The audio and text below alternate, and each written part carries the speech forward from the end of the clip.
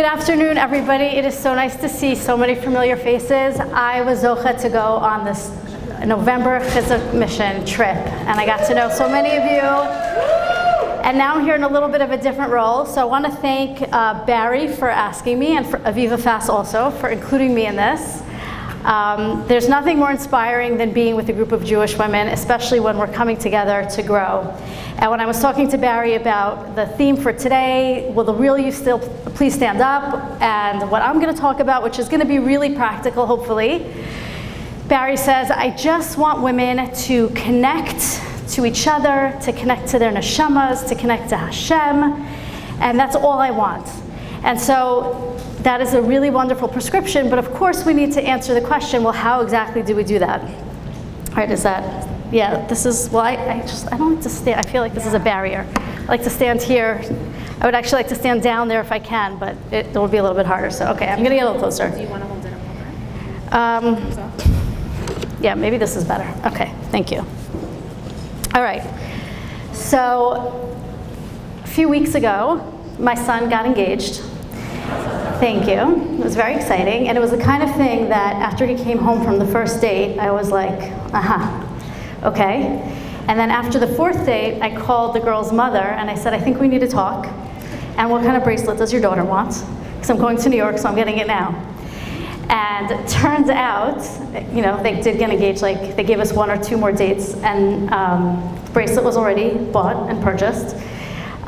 Turns out that my new machatenista, when she was researching me, so she went and listened to a bunch of my podcasts, which I would have done if I was her. And my podcast is Tefillah, and it's also interviews with women, and at the end of each interview, I ask the same question, which is, what would be one piece of advice that you could give Jewish women? And so when I was talking to her, as we were about to hang up, she said, wait, I have to ask you. What would be one piece of advice you could give Jewish women? And she said, I bet people ask you that all the time. And I was like, no, actually you're the first. Nobody ever asks me that. I usually ask that question.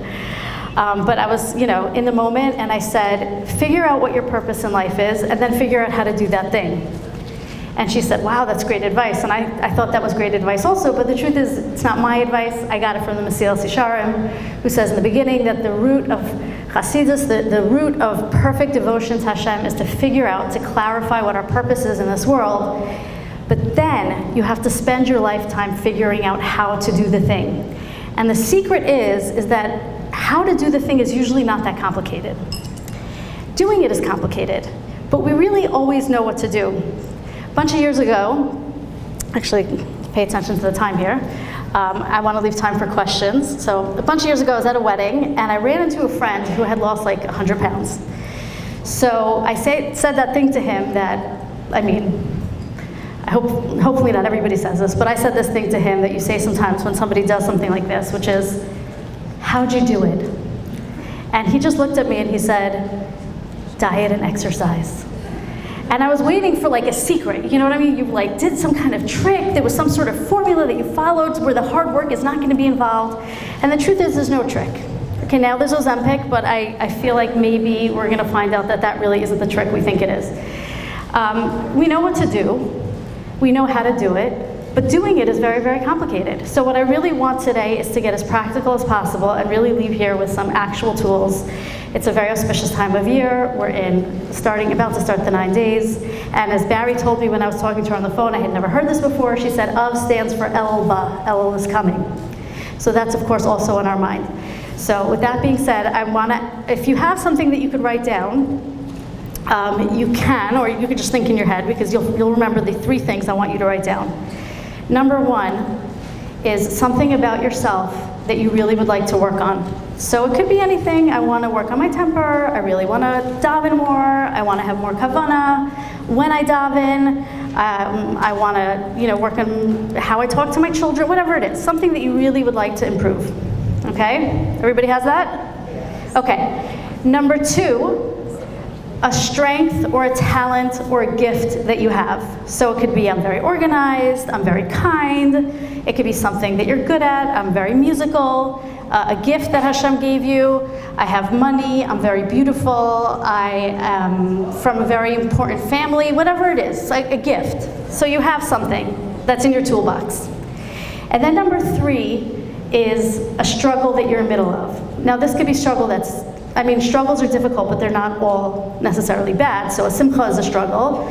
My parents are getting older, and now I have to figure out how to take care of them. I want to work on my marriage. Whatever it is, whatever the struggle is. So we have these three things.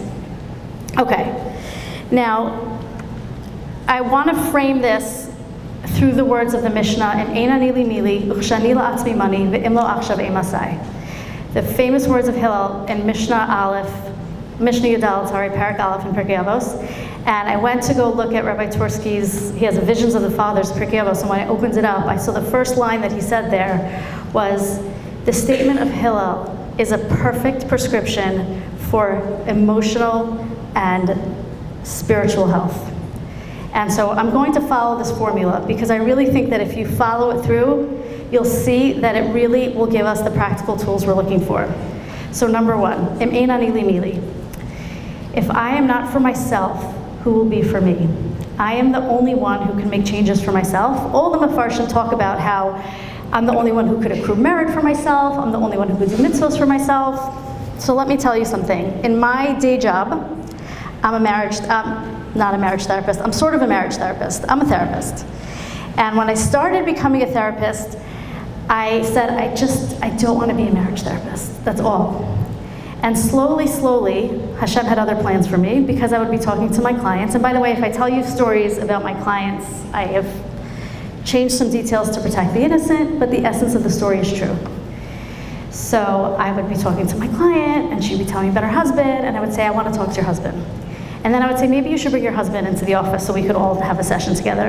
And then somehow, before I knew it, I became a marriage therapist. Much to my dismay, actually. Because if you ask the average person if they like their therapist, they'll say, 70% of people will say, yes, they do. If you ask the average person who's going to marriage therapy if they like their marriage therapist, only 30% of people will say that they do. And the reason for this, there's a few reasons why this is the case, but one of the main reasons is because when people go to marriage therapy, they're not going to change themselves. They're coming to me so that I could tell them why they're right and their husband is wrong. And he doesn't know how to parent the kids, and he wants me to tell her why she can't behave the way she's behaving. And there's no change that can happen if you're going to be in a situation where you're focusing on what somebody else needs to be doing to rectify the situation. It's not going to work. Im ein ani li mili. I am the only one who can make changes for myself. Nobody else. I had a client once who, she has a difficult marriage. And we were talking about, one of the things that she's working on is a lot of like food issues and emotional eating and stuff like that. And so what she decided she's going to do is she made this like very intensive meal plan for herself. And her husband's always also working on his weight. And she went and she bought, you know, those little Haagen-Dazs, like single serving things, you know what I mean? It's like one of those. So she bought one of these for herself and she put it in the freezer. And she said, after the week, this is going to be my treat. I'm going to have this one little single serving ice cream. And she gets home at night, opens the freezer, and it's gone. And she asks her husband, where was the ice cream? And he said, well, we're both working on our weight. I didn't think we should have ice cream in the house, and he threw it in the garbage. So as you can imagine, she was upset. And so she was telling me like how she spoke to her husband and what she said to him, and it wasn't very nice.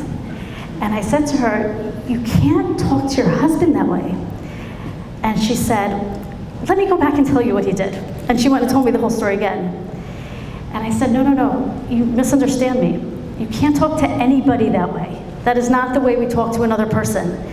And it really like caught her back on her heels. And she's like, I never really thought about it that way. Like, no, you have to take control over your part. You have to take control over the way that you talk. You have to control over your own behavior in any given situation. And this obviously was very egregious, and she was very, worked up about it, understandably. But still, in any given situation that we look at, we can always think, like, what is my part? What is my responsibility? What can I do here? And the truth is, it's the only thing that we really can do. Now, I have 3 boys who are, Baruch Hashem, older now, because when they were little, it was very, very active in my house. And we went through a good 15 years of like 0 breakables in the house.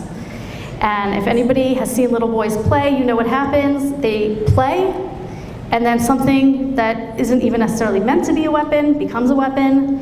And then there's play fighting. And then before you know it, somebody's coming into the kitchen holding an injury, crying because his brother hit him.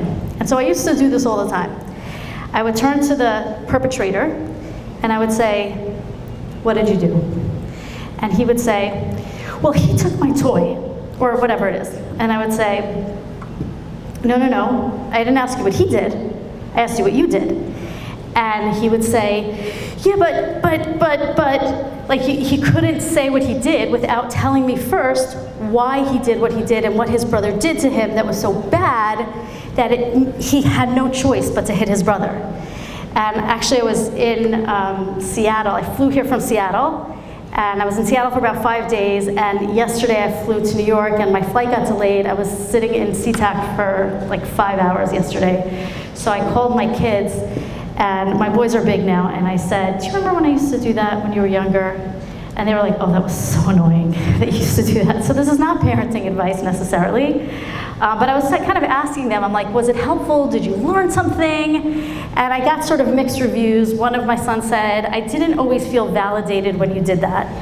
And I think it's true. It's very important to think when we're in a conflict and we want to take responsibility for ourselves to really be very careful that that does not mean that when you're in a relationship, the other person doesn't have a responsibility also. They have a responsibility for themselves. And you're in a situation where, I have a lot of clients who love the empowered wife, and they're like very into that kind of thing. And no? Okay, don't read it, it's fine.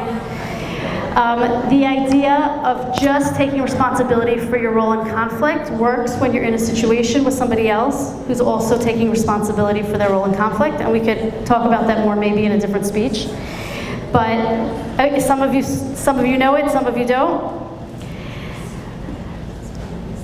But the point that I was trying to give over to them, which one of my sons said, I think it was helpful some of the time, was that you really want to make sure you can isolate in a given situation what is your responsibility and what is somebody else's responsibility. So many of us spend so much time trying to control the situation around us.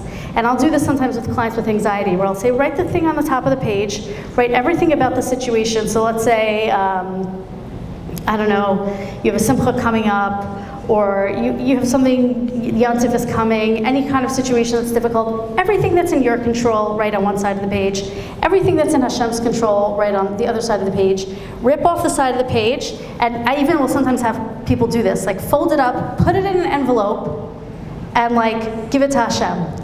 And you just look at your side of the page, and then figure out what on that list you could start to take on.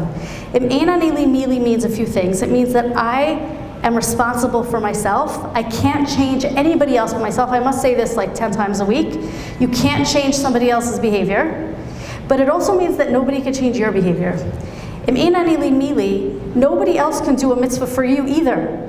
Which means that if for some reason you find yourself here today in this wonderful group of women, it's because you decided that you wanted to come here and take responsibility for your own inspiration. And if you're inspired, the person who's standing here is not necessarily all that relevant. If it wasn't me, it would be somebody else. This is your journey, and this is something that is special that you're doing for yourself to grow and become the person that you want to be. Now, the second part. The Sfas Emes actually says that these three things, the first, Im'enani li mili, Uchshani la'atzmi mani, ve'im lo achshav emasai, deals with three parts of the human experience that we need to learn to take control over. Number one is our nefesh, our soul. Im'enani li mili, who am I?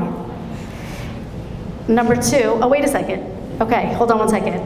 The last thing I told you to write down, something that you're struggling with, a situation that you have, if you look at that thing and think, what is my responsibility? You could write it down, or you could just think about it and have it in mind. What is something that I can practically do in that situation that is just my own, that I could actually affect?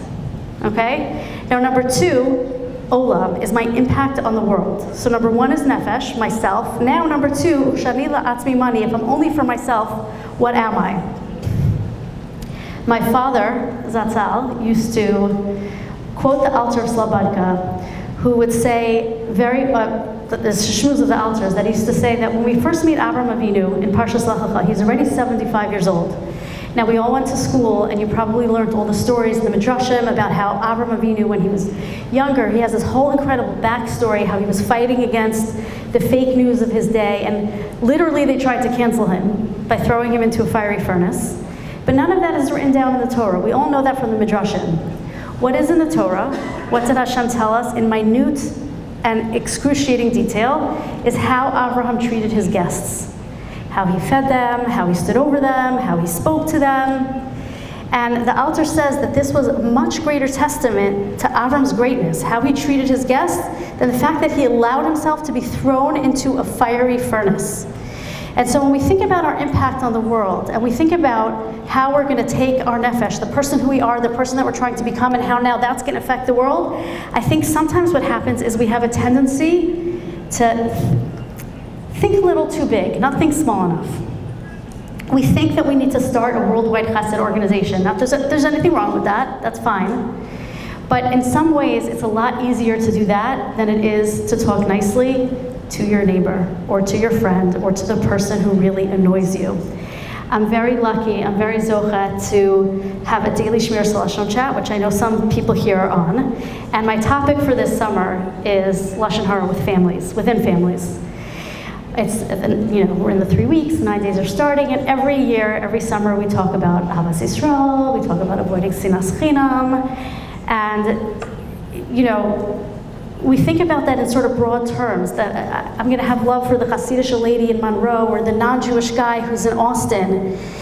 Let me tell you something. I was sitting in the Cleveland airport on my way to SeaTac, and my son calls me, and he says, "Ma, I have your credit card. I have your credit card." He took my credit card out of my wallet, and he forgot to put it back. Okay, the Hasidic lady in Monroe did not make it so that when I was in Seattle, I was running around trying to figure out how to get money because my son forgot to take the credit card out of my wallet. He's the one that I need to figure out how to talk to, and the one that I need to think about how do I want to relate to him in terms of Midos. It's very easy when things are removed to be kind. It's the people who we're with all the time, the people that annoy us, the people who irritate us, the people who are in our families. Thinking about our Midos in terms of those people is so much more impactful. Rav Chaim Vital says that a person with good Midos, who does not do mitzvos, is closer to Hashem than a person who does a lot of mitzvos, who does not have good Midos. And so often, by the way, when it comes to, let's say, marriage therapy, and I'm sitting and I'm talking to a couple and they're fighting and they're this and they're that, and I just want to say to them, you guys, you just don't, you need to have good Midos. It's just about Midos. If you work on your Midos, if you have perfect Midos, you'd have a perfect marriage. Finished. It doesn't have to be that much more complicated, but like I said before, we know what to do. How to do it is a little bit more complicated.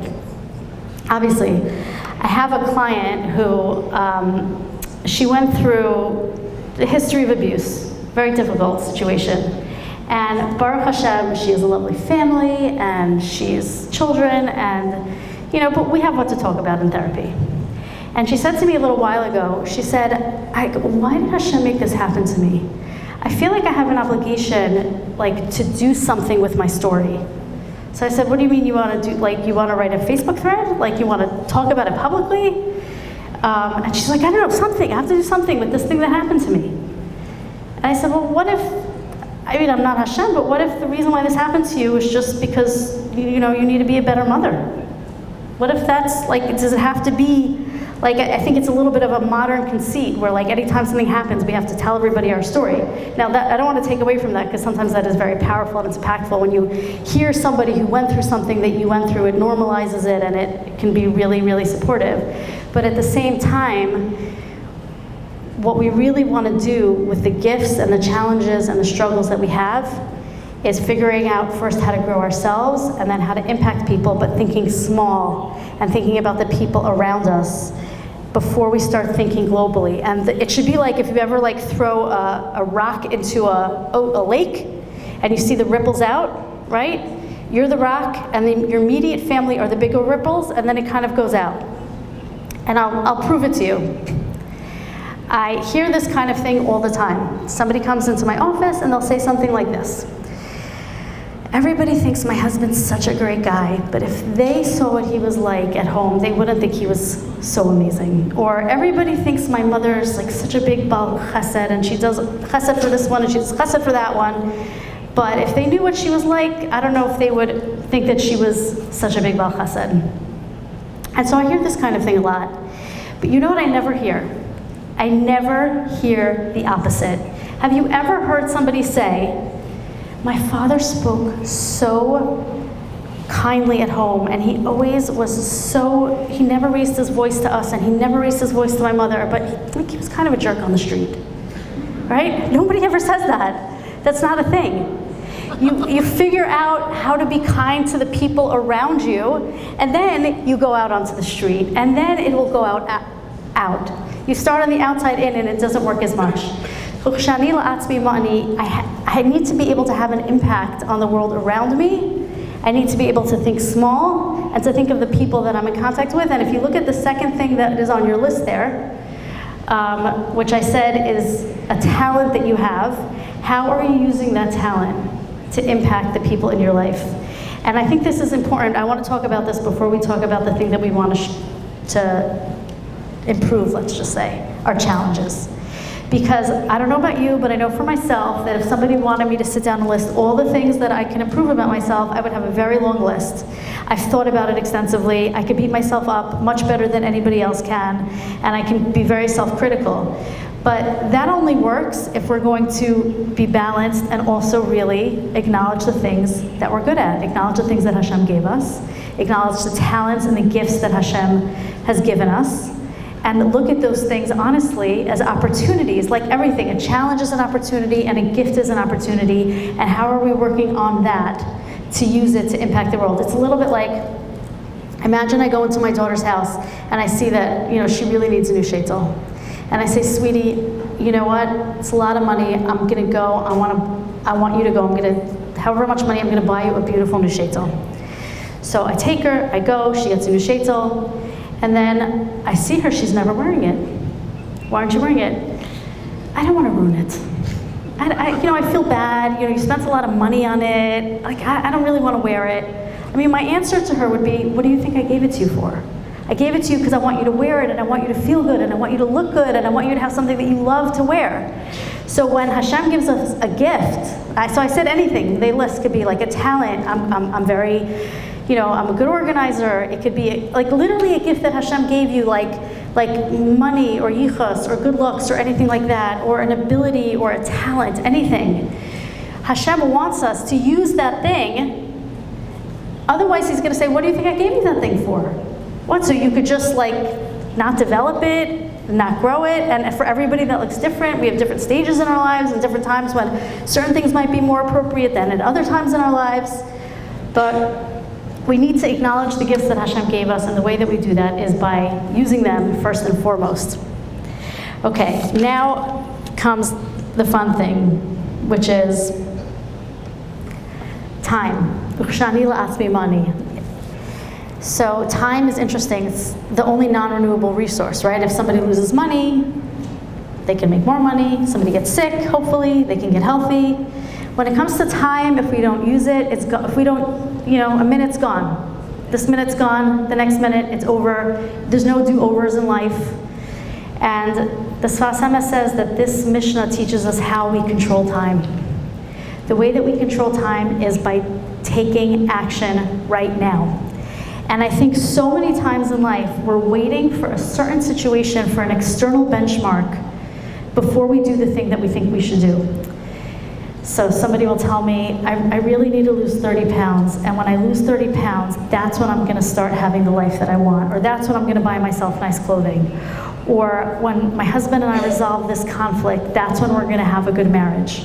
Or when my kids are in school, that's when I'm going to be able to start davening. Or, when they're married, that's when I'm going to start davening. Or when they move out to a different city, that's when I'm going to be able to start davening. We're always waiting for some sort of thing that we have in our head, like an external sort of benchmark, to wait to do the thing that we need to do. And the Mishnah tells us, no, right now. today. And in fact, the Rabbeinu Yonah says, if anything that you heard today was inspiring, and just being here is inspiring, being with all the women and just the energy is very inspiring. But the Rabbeinu Yonah says that inspiration is fleeting, it's an emotion. And it's coming, it's here, but it's gonna go. And the only way to make that inspiration last is by immediately taking some practical action that's going to last you past this moment of inspiration, which, it comes and goes, ups and downs. Inspiration comes and we should take advantage of it when it comes our way. We do that by doing something, but not by waiting, by doing an action right this minute. So I do this trick. I did this trick with 2 couples in the last few weeks, and you can try this at home. It doesn't have to be about marriage, it could be about anything, but I had 2 different couples, and I said to the couples, I want you to describe to me what the perfect marriage is. And this, kind of like I used to do with my sons, now I'm doing it with couples. They each tell me what the other one is gonna do first, right? The husband says, well, if I had a perfect marriage, my wife would, she wouldn't yell, and she wouldn't do this, and we'd have more intimacy, and with this, and the wife is telling me that her husband would, come home, and he wouldn't be out doing whatever, and then I would, kind of focus them, and I say, no. This is a magic session where I'm waving a wand, you're in the perfect marriage, tell me what you're doing. What do you do? So the husband in the session said, okay, so I'm in the perfect marriage, so throughout the day, I'm gonna text my wife, find out how she's doing. When I come home, I'm not gonna just be sitting on the couch with my phone. I'll go into the kitchen and see if she needs anything. It's basically describing like this wonderful husband that he's gonna be. So I said to him, okay, so what I want you to do, for 2 hours, you're gonna do this. You're just gonna behave this way that you just described to me. So he looked at me and he said, can I do it for 2 minutes instead? So I said, you know what? Do it for 1 minute. Fine, 1 minute. And the next time he came back to me, he said that was such a powerful exercise. Because what are you waiting for? If you're married to somebody, if you're in any situation, people don't change. Your situation isn't going to change that quickly. Your circumstances, it is what it is. Our struggles are our struggles. We want to grow, we want to improve, but I think one of the mistakes that we make, I said before, Av stands for Elba, is we get into trouble a little bit in El because we don't think about growing our own circumstance. We think about exchanging it out for somebody else's. I have a very good friend who's a Giores, and she told me that the first time that she did Rosh Hashanah Yom Kippur, she wasn't Jewish yet, she was in the process of conversion, so it was just the best experience ever. She's like, I had my list, all the things I wanted to do tshuva for, and it was the most cathartic, and it was just so, it was just great experience. I felt so cleansed afterwards. She converts, she goes the second Rosh Hashanah Yom Kippur, okay, I remember how amazing this felt last year, and it was great, it was good. And then she said by the 3rd year, I was like, I'm still working on the same list, right? And we feel that way every year. We're still working on the same list from last year. Because a lot of times when we think of growth, we don't think about our situation. We think we were gonna, just exchange it for somebody else's problems. But if somebody has a temper, that's something they're working on their whole life. And if somebody has a difficult situation with a family member, that family member certainly isn't going to change. And like I said in the beginning, you certainly can't change them. You can only change your own responses and your own reactions and your own perceptions, and that is a lot of work. But your situation is your situation. And I think we mistake sometimes growth, and that's why we get stuck. And it's a trick of the Yetzer Hara to get us to stop improving. But whatever it is, you need to do something right now. That's how we control time, is by using it, and by using it properly. And that doesn't mean we don't take vacations and we don't take breaks and everything like that. But perfection really is the enemy of the good.